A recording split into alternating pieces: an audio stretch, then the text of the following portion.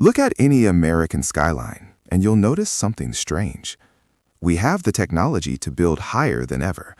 We have the wealth, the engineering talent, and the demand.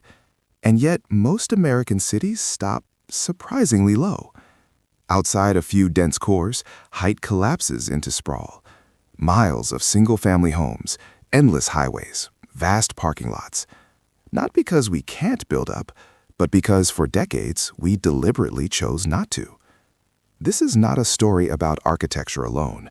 It's a story about power, fear, money, and the invisible rules that quietly shape how millions of people live. Tonight, we're asking a simple question with a very complicated answer. Why don't American cities build up? The illusion of the skyline. When people think of American cities, they picture height. New York, Chicago, San Francisco. Steel towers piercing the clouds, symbols of ambition and modernity. From movies to postcards, the skyline has become shorthand for urban success. But this image hides a deeper truth. For most Americans, the skyline is not where life actually happens. Over 80% of the U.S. population lives not in high-rise districts, but in low-density neighborhoods, places where buildings rarely exceed 3 stories, where land stretches outward instead of upward, and where daily life depends on distance rather than proximity. This contradiction sits at the heart of American urban form. The United States did not accidentally become a nation of short cities, wide roads, and endless suburbs. It was shaped by a long chain of decisions, legal, economic, cultural, and political, that quietly punished height and rewarded spread. To understand why American cities don't build up, we have to step away from skylines and look at the rules underneath them. Height is not a technical problem. From an engineering perspective, height is solved.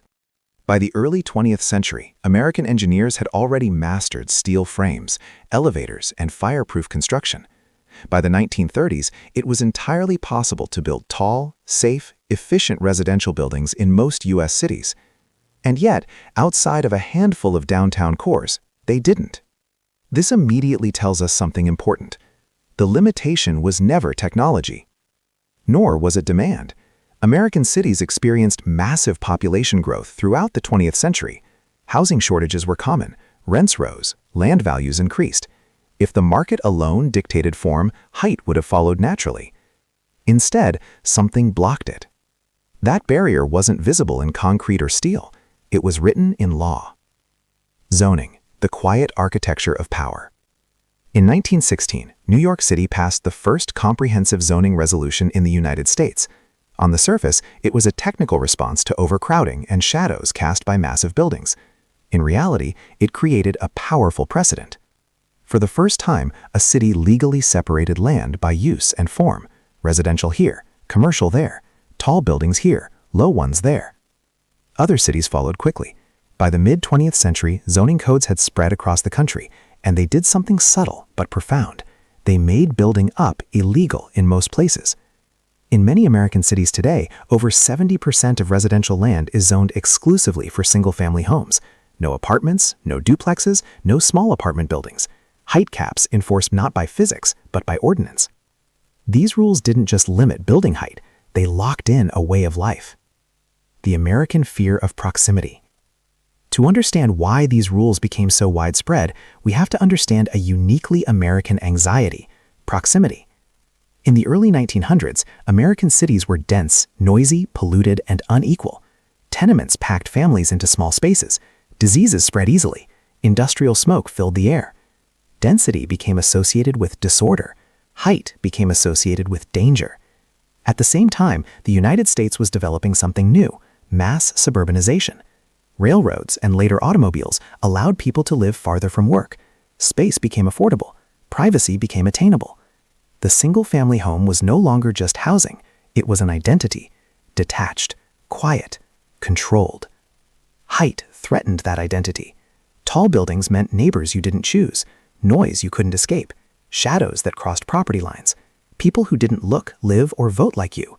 So cities wrote rules to protect separation, and once written, those rules became self-reinforcing. Height as a political decision. Unlike many countries, American cities give extraordinary power to local governments. Zoning decisions are often made not at the national or even state level, but by city councils, planning boards, and neighborhood committees. This makes height intensely political. Every additional story becomes a public debate. Every proposed apartment building triggers hearings. Every zoning change invites lawsuits. Homeowners, who tend to vote more reliably, often oppose height because it threatens property values, parking availability, and neighborhood character. Developers, facing unpredictable approvals and long delays, learn a lesson quickly. Don't fight the height limit. Build somewhere else. Sprawl becomes easier than density. The economics of going wide. Height is expensive, not because of construction alone, but because of regulation. Taller buildings require more approvals, more studies, more public hearings, more legal risk. In contrast, building outward on cheap land at the urban edge often faces fewer obstacles. Roads can be extended, utilities expanded, zoning is permissive. The result is an economic bias baked into the system. Developers respond rationally. Cities expand horizontally, not vertically. And over time, infrastructure adapts to this choice. Highways replace transit. Parking replaces buildings. Distance replaces density. By the time cities realize the consequences, traffic congestion, housing shortages, environmental strain, the rules that caused them are deeply entrenched. Why downtowns are the exception? If height is so constrained, why do downtown skylines exist at all? Because they are the compromise. Most American cities allow height only in tightly defined central business districts. These zones concentrate offices, luxury apartments, and prestige projects, while protecting surrounding neighborhoods from change. The skyline becomes symbolic rather than functional. Tall buildings are allowed where people work, not where most people live. This separation creates a familiar pattern. Dense downtown core surrounded by vast low-density suburbs, a city that looks vertical from afar, but behaves horizontally on the ground. The cost of not building up. At first, this system appeared successful. Homes were larger, streets were quieter, commutes were manageable, at least for a while. But over decades, the costs accumulated. Housing supply failed to keep up with demand. Prices rose. Younger generations were pushed farther from job centers. Commutes grew longer. Infrastructure costs ballooned. Environmental impacts intensified. Cities that refused to build up had no choice but to build out. And once that pattern solidified, reversing it became extraordinarily difficult. Height is memory made physical. American cities don't build up not because they lack ambition, but because they remember too much. They remember overcrowded tenements. They remember industrial chaos. They remember a time when density felt like failure, not efficiency. Zoning codes are not neutral technical documents. They are cultural memory frozen into law. And as long as those memories remain unchallenged, height will remain the exception, not the rule. How the car flattened the city.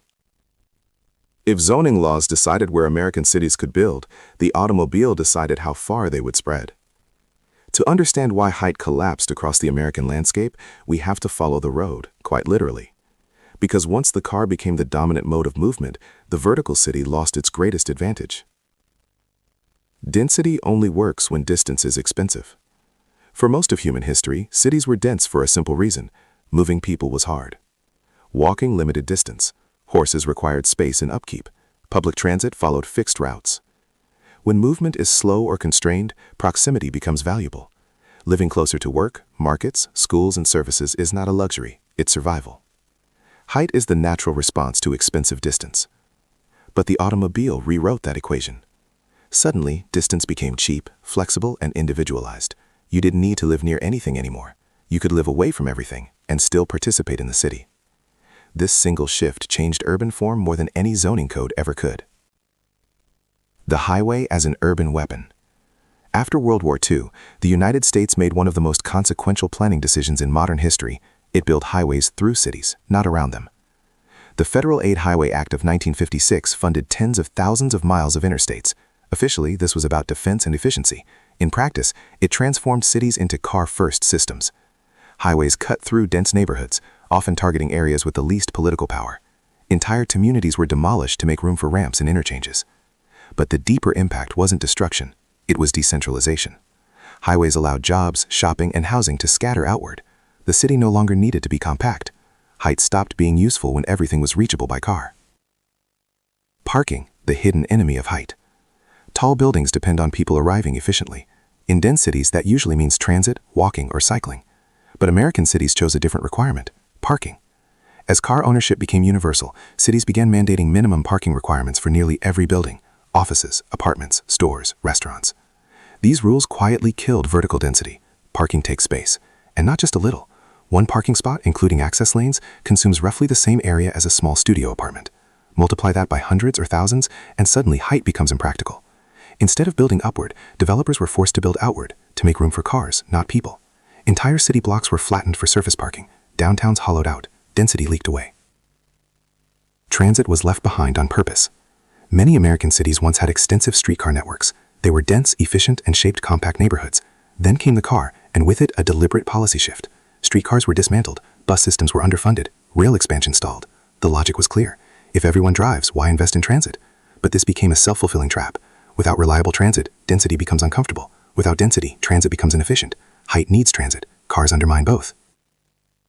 Why European and Asian cities kept building up? This is where international comparisons matter. Cities like Tokyo, Paris, and Hong Kong did not abandon transit. They restricted parking. They invested heavily in rail. They made driving less convenient than walking or trains. As a result, height remained useful. In the United States, the opposite happened. We subsidized roads, we mandated parking, we normalized long commutes, and slowly, almost invisibly, the vertical city became incompatible with everyday life. The psychological comfort of the car. The car didn't just reshape infrastructure, it reshaped identity. Driving offered privacy, control, and personal space, values deeply aligned with American culture. High-rise living, by contrast, requires shared walls, shared elevators, shared streets. In a car-centric society, that feels like a loss. Suburban life promised something else: separation without isolation. You could have space and access. Height wasn't necessary when distance was no longer a barrier. So Americans didn't just accept sprawl, they embraced it. How roads locked cities into low height. Once roads and highways are built, they dictate future form. Wide roads encourage speed. Speed discourages street life. Without street life, density loses its social value. Tall buildings need active ground floors, pedestrian flow, and human-scale streets. Highways destroy all three. By the time cities realized the cost, congestion, pollution, housing shortages, the infrastructure was already sunk. Changing it would require political courage, money, and public support few leaders were willing to risk, so the pattern persisted. Height wasn't banned. It was made useless. This is the critical insight. American cities didn't outlaw tall buildings everywhere. They made the conditions that justify height disappear. When distance is cheap, when parking is mandatory, when transit is weak, when streets belong to cars, building up stops making sense, and cities respond accordingly. The real estate system that punishes height. By the time zoning limited where buildings could rise and highways made distance cheap, American cities had already tilted the playing field. But the final lot came from something less visible than roads or laws: money. Because even if a city allows height, and even if demand clearly exists, tall buildings only happen when the financial system supports them. In the United States, it usually doesn't. Height is not just architecture, it's finance. From the outside, a tall building looks like a single object. From the inside, it's a stack of risks: construction loans, interest rate exposure, long approval timelines, complex engineering, delayed cash flow. A high-rise ties up capital for years before generating revenue. Every additional floor compounds uncertainty. In contrast, low-rise suburban development works like an assembly line. Buy cheap land, build standardized units, sell quickly, move on. Speed matters more than form. American real estate finance evolved to reward repetition, predictability, and scale, not vertical complexity. The lender's perspective. Banks don't finance buildings, they finance risk.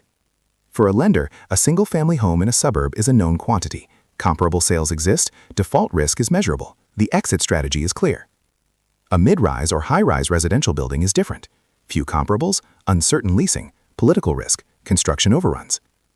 Even in cities with housing shortages, lenders often treat height as speculative. The result is perverse. The places that most need density are often the hardest places to finance it. Why luxury towers get built and nothing else? This helps explain a common frustration in American cities. When something does get built tall, it's often luxury condos, high-end apartments, iconic towers, not workforce housing, not middle-income apartments, not family-friendly density. Why? Because luxury absorbs risk. High margins cushion delays. Wealthy buyers tolerate volatility. Global capital seeks prestige assets. The financial system doesn't reject height entirely, it filters it through exclusivity. Height becomes rare, expensive, and symbolic. Density becomes a privilege, not a solution. Land value and the sprawl incentive. In theory, high land prices should encourage building up. In practice, American land markets are distorted by regulation. When most land is zoned for low density, the small amount of land that allows height becomes artificially expensive. That pushes projects toward luxury to justify costs. Meanwhile, cheap land at the edge of the metro remains plentiful and permissive. From a purely financial standpoint, the choice is obvious. Build tall and fight politics, lenders, and time, or build wide and scale effortlessly. Developers are not ideological, they follow incentives. The myth of market choice. It's often said that Americans prefer suburbs and that cities simply reflect consumer choice. This is only partially true. Markets do not exist in a vacuum. They respond to rules. When density is illegal in most places, parking is mandatory, transit is weak, financing favors sprawl, the market outcome is predetermined. Consumers can't choose apartments that aren't allowed to exist. The real estate system didn't reveal a preference for low cities. It manufactured one. Construction culture matters. There is also a cultural component inside the building industry itself. American construction is fragmented and risk-averse. Labor costs are high. Skilled trades for high-rise residential construction are less standardized than in countries that build vertically as a matter of course. Every tall project becomes a custom operation. That raises costs, that scares lenders, that reinforces the cycle. In contrast, suburban housing is modular, repeatable, and optimized for speed. Height once again loses. Insurance, codes, and compounding friction. Each additional story triggers stricter fire codes, higher insurance premiums, more inspections, more legal exposure. None of these are unreasonable in isolation. Together, they create friction. Low-rise buildings avoid many of these thresholds entirely. They exist below regulatory tripwires where oversight intensifies. The system quietly nudges developers downward. When height does work. There are exceptions, and they're instructive. Cities with strong transit, predictable approvals, clear density allowances, supportive financing, do build up. But these conditions are rare in the United States and often confined to very small geographic areas. Height becomes a special case rather than the norm. A system designed for spread. By the time a developer submits plans, the outcome is already shaped. Zoning restricts location, infrastructure favors cars, finance favors speed, politics punishes change. No single actor decided that American cities should stay low. The system did. Density, fear, and the politics of exclusion. By the time zoning, highways, and finance had reshaped American cities, another force had already embedded itself deep into the system. Fear. Not abstract fear, but social fear. Fear of proximity. Fear of difference. Fear of losing control over who lives nearby. To understand why American cities resist building up, we have to confront a difficult truth. Height restrictions have always been about more than buildings. They were about people. Density as a proxy. In urban policy, words matter, and sometimes what they replace matters even more. In the United States, density rarely meant density alone. It became a proxy for poverty, immigration, racial change, political instability. Tall buildings were not just tall. They were imagined as containers for social risk. This perception shaped planning decisions long before it was openly discussed. The origins of exclusionary zoning. Early zoning laws in the United States emerged during a period of intense social anxiety. Cities were absorbing millions of immigrants. Industrial jobs attracted rural migrants. Racial segregation was enforced both legally and socially. Direct racial zoning, explicitly separating people by race, was ruled unconstitutional in 1917. But exclusion didn't disappear. It evolved. Cities turned to indirect tools: minimum lot sizes, single-family zoning, height limits, use separation. These rules never mentioned race or class, but their effects were unmistakable. They made certain neighborhoods inaccessible, economically and socially, without ever naming who was being excluded. Why height was especially threatening. Low-rise neighborhoods offer control, fewer residents, predictable demographics, stable voting blocks. Height disrupts that. A single apartment building can introduce hundreds of new residents, new renters, new political voices, new demands on schools, streets, and services. For homeowners, this feels destabilizing, not because tall buildings are inherently harmful, but because they dilute exclusivity. And exclusivity in American cities has long been treated as an asset. Property values and political power. Homeownership is the primary source of wealth for most American families. Anything perceived as threatening property values becomes political. Density is often framed as exactly that threat. Even when studies show that well-designed multifamily housing does not reduce property values, perception dominates reality. Local politics respond to voters, not data. Planning meetings fill with opposition. Elected officials retreat. Height limits remain untouched. The result is a feedback loop. Scarcity increases prices. Higher prices intensify fear. Fear blocks supply. Cities become wealth filters. The language of neighborhood character. One of the most powerful tools against height is language. Opposition rarely says, "We don't want new people." Instead, it says, "This doesn't fit the neighborhood character. This is out of scale. This will change the feel of the area." These phrases sound neutral, technical, reasonable, but they encode a demand for stasis. They protect a frozen moment in time, often one that excluded many people in the first place. Height threatens that freeze. Schools, crime, and the density myth. Resistance to tall housing is often justified through concerns about schools and safety. More residents mean more students. More people mean more crime. But these assumptions ignore reality. Crime correlates more strongly with inequality than density. School strain results from poor funding models, not apartment buildings. Yet the myths persist because they align with deeper anxieties. Height is blamed for problems it did not create. Who gets to decide the city's shape? In American cities, those who already live somewhere have disproportionate power over who gets to join them. Renters vote less, future residents have no voice, homeowners dominate local decision-making. This structure rewards exclusion. Tall buildings which primarily serve newcomers struggle to gain political support. The city is treated not as a shared system, but as a private investment portfolio. The long shadow of segregation. The legacy of segregation still shapes urban form. Many neighborhoods that fiercely protect low height today were once explicitly segregated by race or income. Zoning replaced overt discrimination with structural barriers. The effect is slower, quieter, and harder to challenge, but just as real. Height limits preserve separation long after laws changed. Density without justice is still a problem. This does not mean all density is good. Poorly designed, underfunded high-rise housing has caused real harm in the past. Public housing failures reinforced fears that density equals dysfunction. But the lesson was misapplied. The problem was not height. It was neglect, isolation, and disinvestment. Instead of fixing those systems, cities retreated from density altogether. A moral dimension to urban form. Cities don't just allocate space. They allocate opportunity. When height is restricted, access narrows. When access narrows, inequality deepens. The decision not to build up is never neutral. It decides who can live close to jobs, who can afford certain schools, who participates in urban life. The suburban ideal and the myth of choice. By the mid-20th century, the battle over height had already been decided, not through engineering, not through economics, but through identity. The American city did not just spread outward, it became something to escape from. And the suburb became more than a place, it became a promise. The suburb as an emotional project. After World War II, millions of Americans returned home to a country determined to reward stability.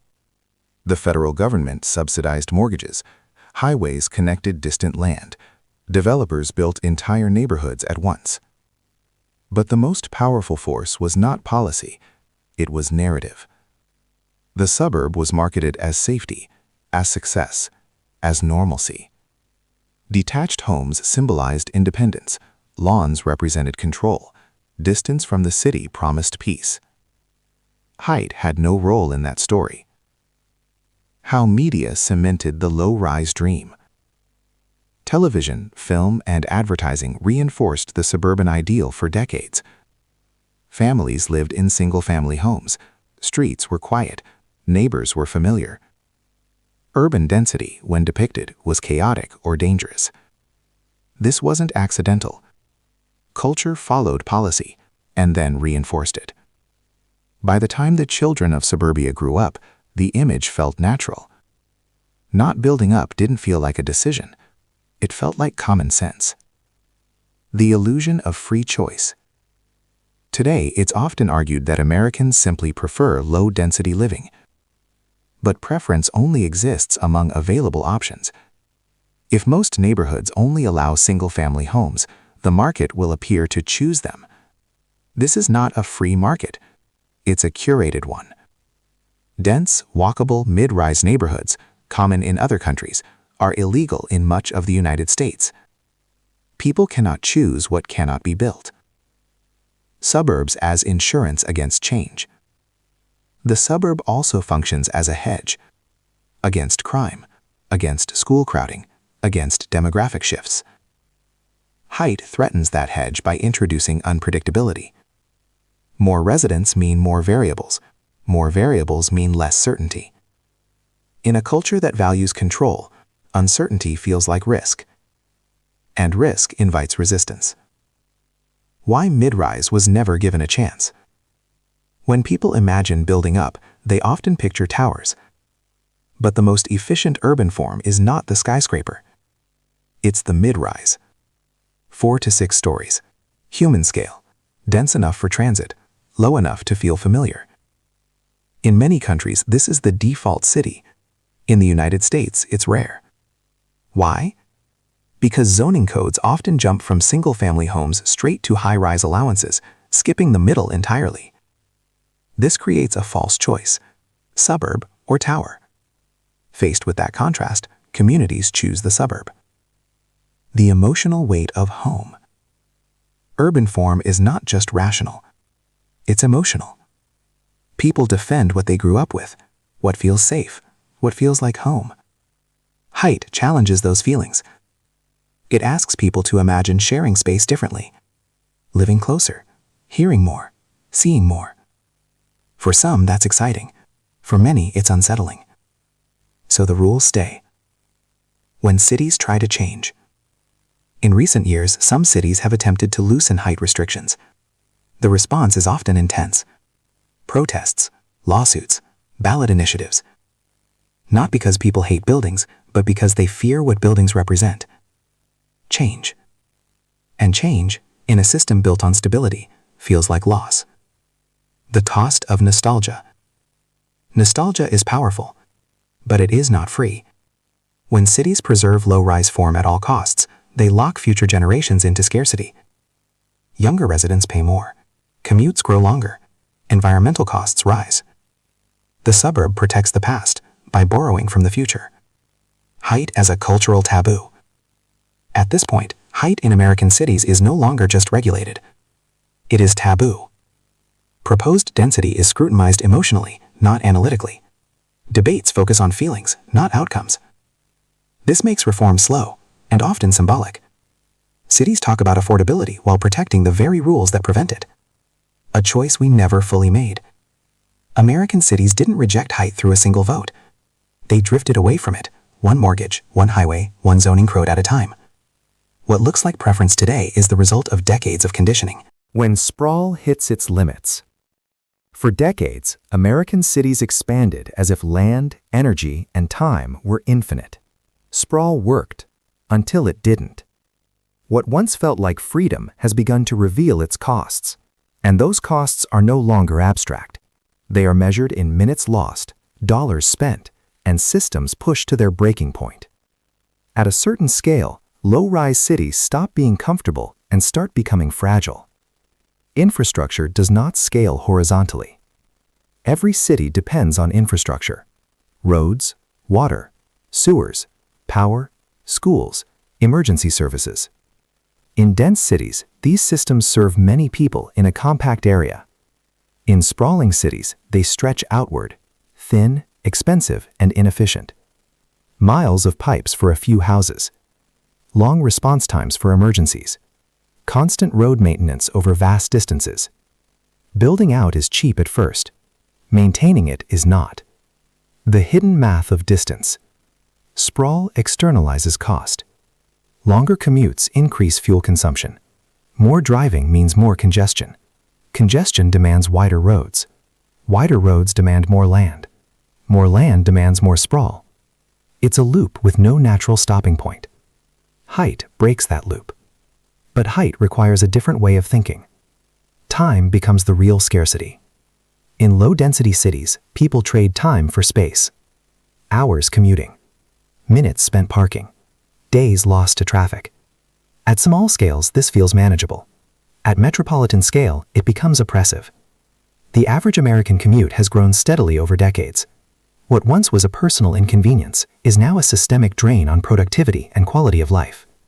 Cities that don't build up force their residents to live farther away. Distance becomes a tax, paid daily. Environmental pressure changes the equation. Sprawl consumes land aggressively. Forests cleared. Watersheds disrupted. Habitats fragmented. Low-density development produces higher per capita emissions, not because people behave badly, but because systems are inefficient. More driving, more energy per household, more infrastructure per person. As climate pressure intensifies, these inefficiencies become impossible to ignore. Height, once resisted, begins to look like restraint. Water, power, and the edge of expansion. In many regions, sprawl is colliding with physical limits. Water scarcity in the West, aging power grids, heat stress, flood risk. Extending infrastructure outward into vulnerable areas multiplies risk. Dense development, by contrast, concentrates investment where systems already exist. The low-rise model assumed endless capacity. Reality is forcing a recalculation. Why retrofits are so hard? If sprawl is inefficient, why not just fix it? Because cities are path-dependent. Once a city spreads, it cannot easily compress. Roads are built, lots are subdivided, homes are financed for decades. Adding transit becomes expensive. Adding density becomes politically explosive. Height would have been easier earlier. Now it requires undoing assumptions baked into the city itself. The fiscal squeeze on local governments. Many municipalities are beginning to face a quiet crisis. Tax revenue from low-density areas often fails to cover long-term infrastructure costs. New subdivisions subsidize old ones. Growth hides deficits. Maintenance is deferred. Eventually, the math catches up. Cities discover they cannot afford the shape they chose. The return of the density question. As pressures mount, density returns to the conversation, not as ideology but necessity. Younger generations value proximity. Employers seek talent concentration. Cities compete globally. Height stops being theoretical. It becomes practical again. But it enters a city designed to resist it. Height as adaptation, not revolution. The future of American cities is unlikely to be towers everywhere. More likely it is selective height. Mid-rise corridors, transit-oriented development, urban infill. Not dramatic skylines, quiet corrections. But even these require confronting decades of policy inertia. The moment of reckoning. Sprawl hasn't made hard choices by pushing them outward. Now there is no more outward to go. Environmental limits, fiscal reality, and social pressure are converging. The question is no longer whether cities can keep spreading. It's whether they can afford not to build up. The slow return of height. For most of the 20th century, American cities avoided building up.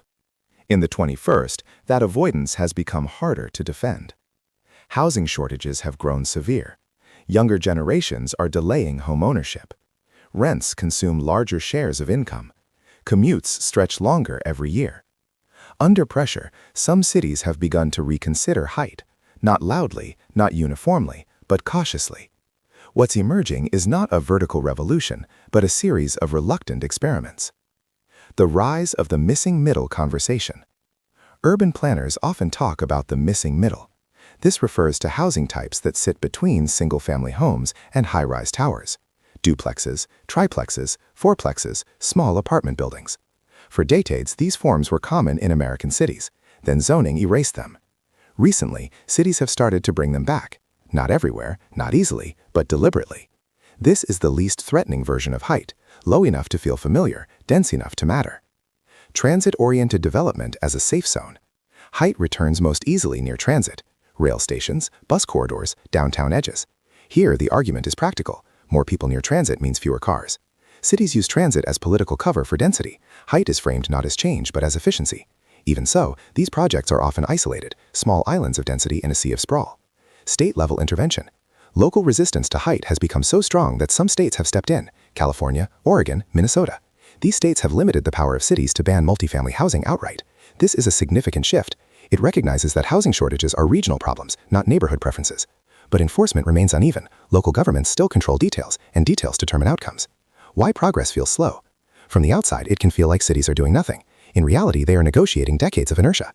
Every zoning reform faces lawsuits. Every upzoning triggers backlash. Every apartment building becomes symbolic. Change happens in inches, not leaps, and each inch is contested.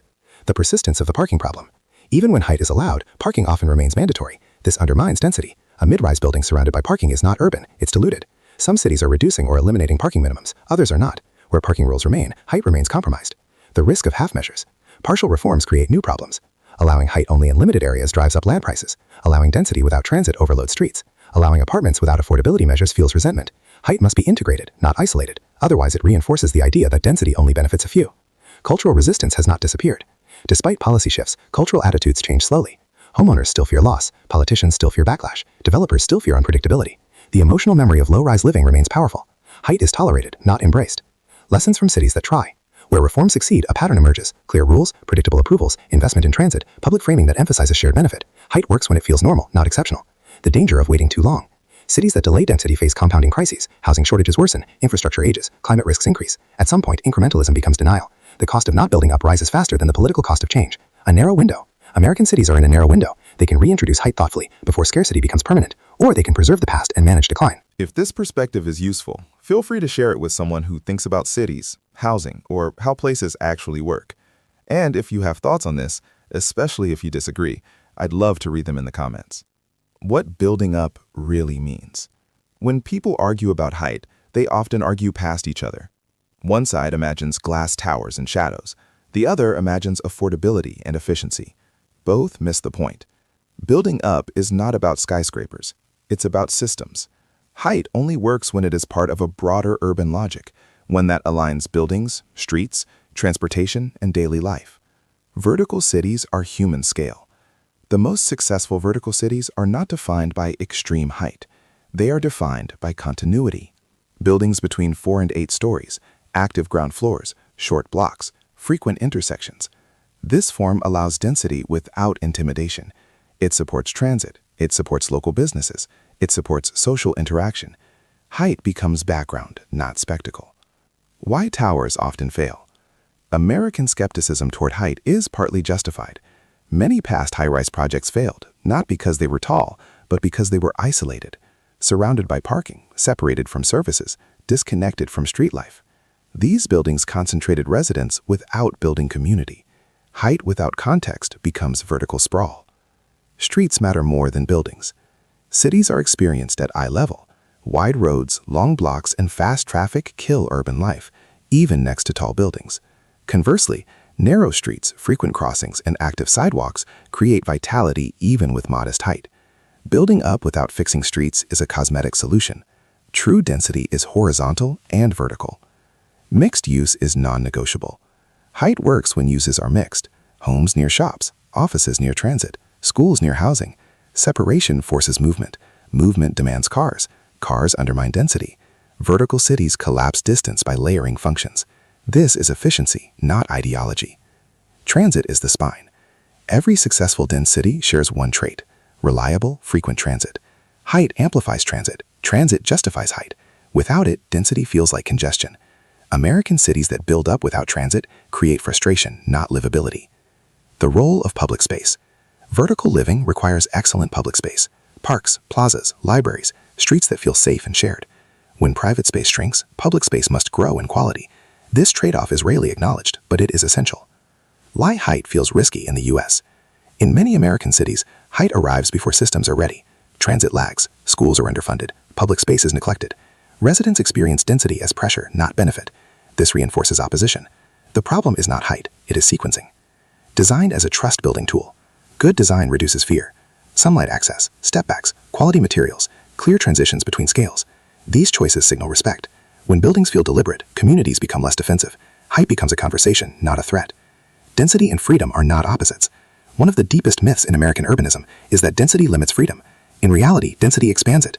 More choices, shorter distances, less dependency on cars.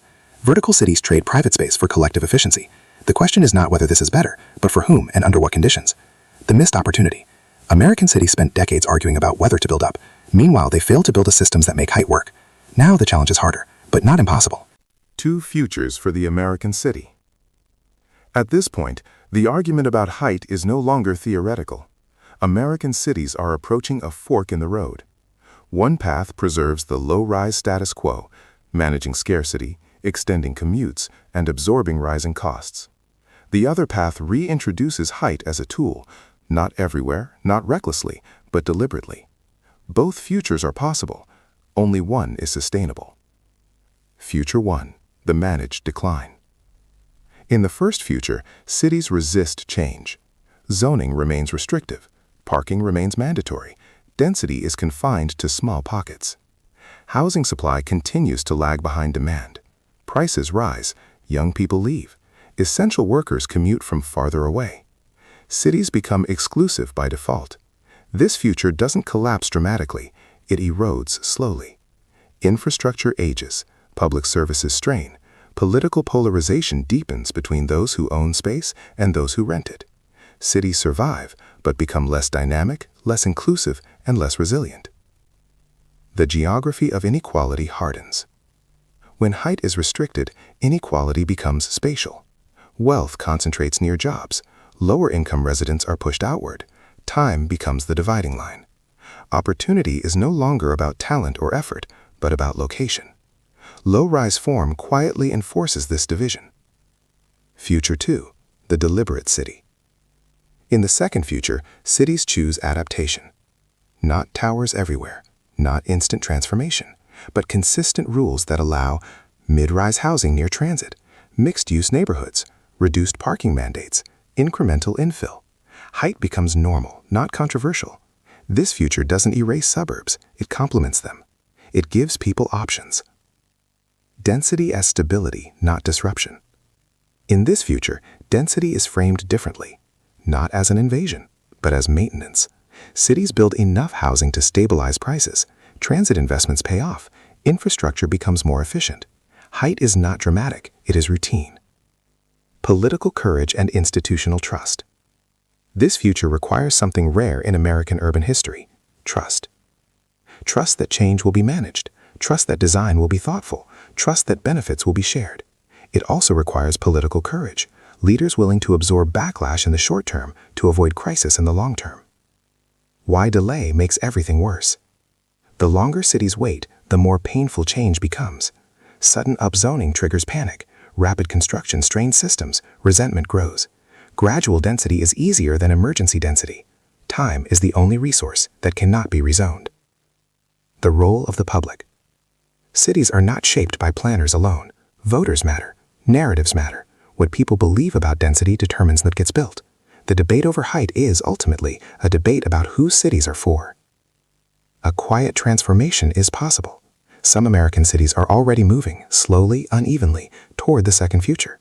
The most successful cases share a pattern: clarity over negotiation, rules over exceptions, systems over symbols. They don't sell height as progress, they make it boring, and boring in urban planning is a compliment. The question that remains. The United States does not lack the capacity to build better cities. It lacks alignment between policy and culture, between memory and reality, between fear and necessity. The choice ahead is not about buildings. It is about whether cities will adapt intentionally or be reshaped by crisis. In the final part, we'll return to the question we began with and offer a clear answer to why American cities don't build up and what it would take for that to change. Why cities don't build up and what it would take to change. We began with a simple question: why don't American cities build up? After tracing history, policy, culture, economics, and infrastructure, the answer is no longer simple, but it is clear. American cities don't build up because they were never designed to. Not in law, not in finance, not in culture. Height was not rejected in one dramatic moment. It was slowly, deliberately, made unnecessary, illegal, risky, and unpopular. The real answer, stripped of illusion. American cities don't build up because zoning made density illegal in most neighborhoods. Cars made distance cheap. Parking requirements consumed land. Finance rewarded speed over complexity. Politics protected homeowners over newcomers. Culture romanticized separation. Each decision reinforced the next. No single villain, no single mistake. Just a system optimized for spreading out. Why this system lasted so long? For decades, it worked, at least for some. Homes were affordable, commutes were tolerable, land felt abundant. Sprawl hid its costs by pushing them into the future. That future has now arrived. The moment we're in now. Today, American cities face pressures they can no longer outsource. Housing shortages, climate constraints, fiscal limits, demographic shifts. The old model still functions, but only by excluding more people and consuming more resources. Staying low is no longer neutral. It is a choice with consequences. What building up actually requires. If American cities were to truly build up, not symbolically, but functionally, it would require alignment across systems. Not just zoning reform, not just transit investment, not just better design. All of it, together. Predictable density rules, transit-first planning, parking reform, financing that supports mid-rise housing, design standards that earn trust, narratives that frame density as care, not threat. Height is the outcome, not the starting point. Why towers are the wrong obsession? The future of American cities is not vertical skylines everywhere. It is quiet density. Apartments where houses once stood alone, shops under homes, transit where highways dominate today. The city grows thicker, not taller. And most of the change happens without spectacle. The emotional barrier is the hardest one. Technically, American cities could adapt. Politically, they struggle. Emotionally, they resist. People defend the city they inherited, even when it no longer serves the city they need. Height challenges nostalgia. Density challenges control. Change challenges certainty. This is not irrational, but it is unsustainable. Cities as living systems. Cities are not museums. They are systems that either adapt or fail quietly. Every generation inherits rules written for a different reality. The question is whether it updates them or lets them harden into barriers. So why don't cities build up? Because height threatens comfort before it delivers benefit. Because the costs are visible and immediate, while the gains are shared and delayed. Because systems built for sprawl resist being reversed. And because cities, like people, change only when staying the same becomes more painful than adapting. The answer going forward. American cities will build up, not all at once and not everywhere. They will do it slowly, unevenly, reluctantly. Not because they discovered a new ideology, but because they ran out of alternatives. The skyline will change last. The rules underneath it will matter most. And when height finally becomes normal, it won't feel like a revolution. It will feel like correction. If you step back, the story on American cities isn't really about buildings at all. It's about choices we made when land felt endless and time felt cheap. For decades, we designed cities to protect comfort, privacy, and control. And in doing so, we quietly accepted longer commutes, higher housing costs, and deeper separation, because the trade-offs were spread out and easy to ignore. So here's the real question worth debating. If you could redesign your city today, would you still choose space over proximity? Or would you trade a little private land for shorter distances, better transit, and more people living closer together? There's no single right answer, and that's the point. Cities reflect what we value and what we're afraid to change. So I'm curious, in your city, what feels more urgent right now? Protecting the way things are, or fixing what clearly isn't working anymore? Let me know in the comments.